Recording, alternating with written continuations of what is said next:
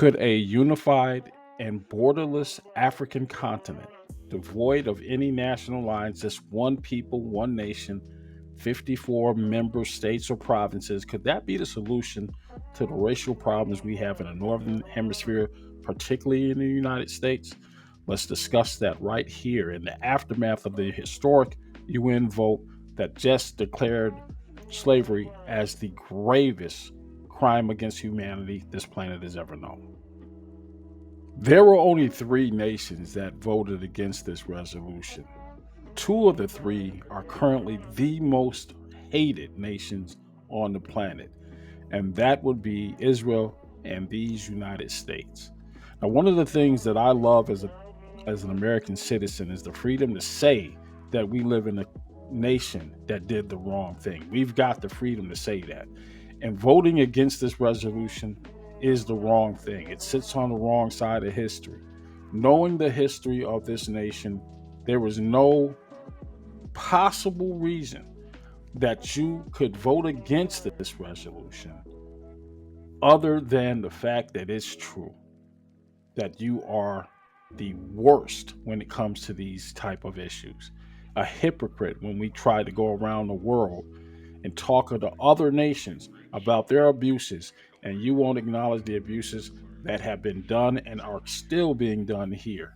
And as far as Israel is concerned, let's talk about how it came to be. That was a crime against humanity. And from that suffering, they were repaired. They got their own land and has been at war with their neighbors ever since, with the backing of the United States of America. So, when you look at it through those lenses, are you really surprised at how that vote went? Only three nations, Argentina, Israel, and the United States, voted against it. There were 52 other nations that abstained from the vote. And that's another topic for another day. No European nation voted in favor. Even nations like the Netherlands, who actually issued a formal apology for their part in the slave trade prior to this vote, years before this vote, but they still voted to abstain. That means basically we're neutral. And we know what it means to be neutral in a fight over good versus evil. That's evil. He apologizes to African Americans. The clerk just read for the first time ever in this body what we should have done a long time ago. An apology for slavery and the Jim Crow laws, which for a century after emancipation deprived millions of Americans their basic human rights, equal justice under law, and equal opportunities. Today, the Senate will unanimously make that apology. Great injustice was woven into the fabric of our nation. Slavery, the racial segregation that followed, have left a tragic legacy that divided this country in the bloodiest war we have yet known. It is a legacy that still affects each and every one of us this day. What we're saying here in the United States Senate today is that a wrong was done. Wrong of slavery was done. A wrong of slavery was done by the federal government of the United States of America. The wrong of segregation was done by the federal government of the United States of America.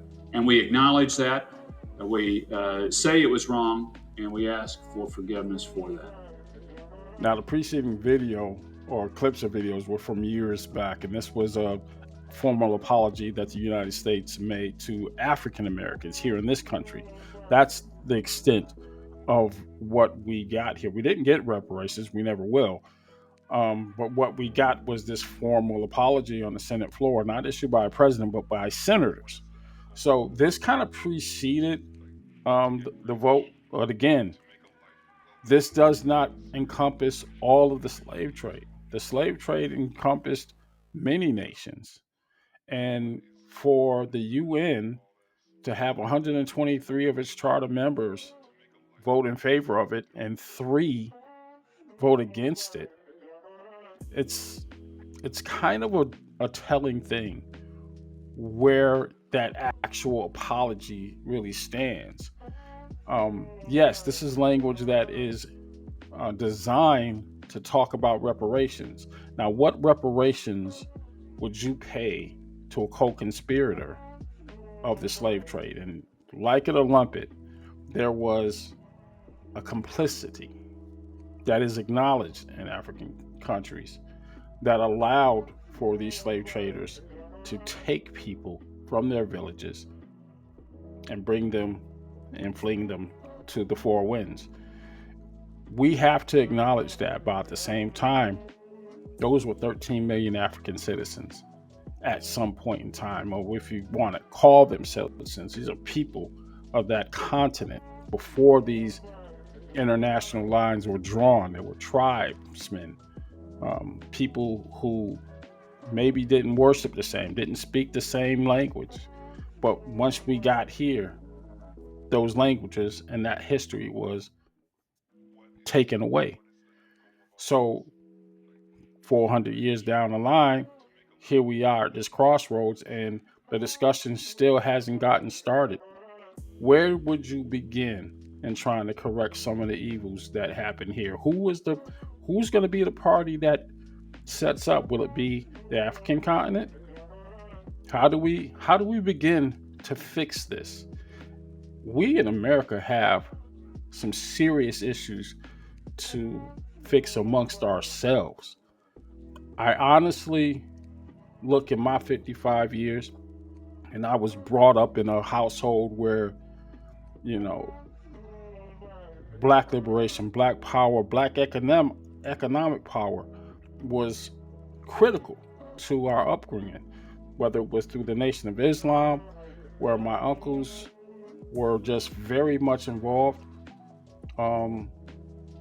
Even my mom was Jehovah's Witness. She never forgo the importance of the civil rights era, which my grandparents were very much involved in.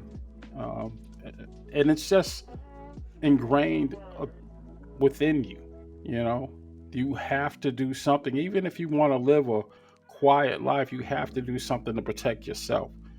And as we have learned in this country, when you are left in desperate situations with desperate people do desperate things.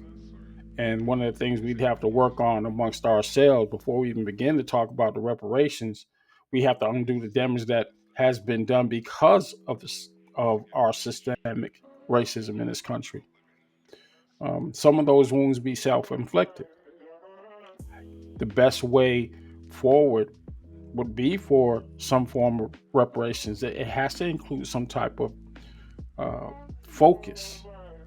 I always believe that education was the way to get us out of this situation.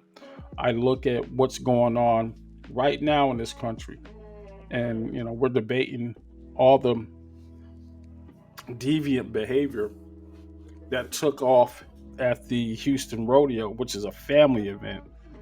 And without trying to put all the blame on one gender at this event, the visual stuff was a bit much. People are condemning the way some of the women were dressed. But let's talk about what didn't get talked about, and those 35,000 cases of STDs. Yes, 5,000 which were HIV infections within a weekend.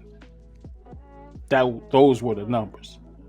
30,000 cases of one disease that begins with a G.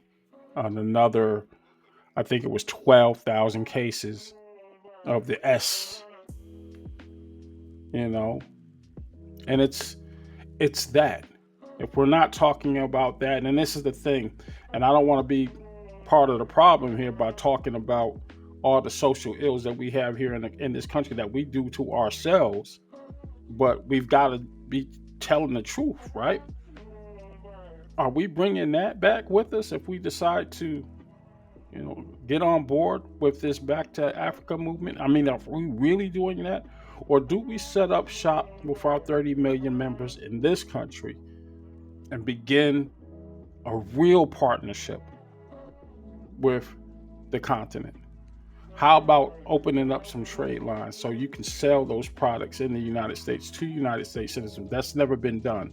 We're talking about building roads in Africa. I saw one video about the road from Accra to Kumasi. Big news. By linking those two large cities in that country, that's going to get them up and running. It's building their infrastructure. Cool. What about building some shipping lanes? Let's get it. We've been waiting for that kind of assistance, the assistance that other countries do to their minority groups in this country all the time. But it has never happened to an extent here that the Africans in Africa really don't do business with the African Americans in America. And that's the thing we've got to try to resolve.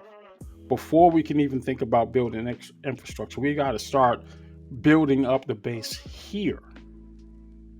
We have resources that Africa needs. Africa has resources that we need. And I think the way forward is to get that going. It's never been done. And if it has been done, please tell me how and where we could be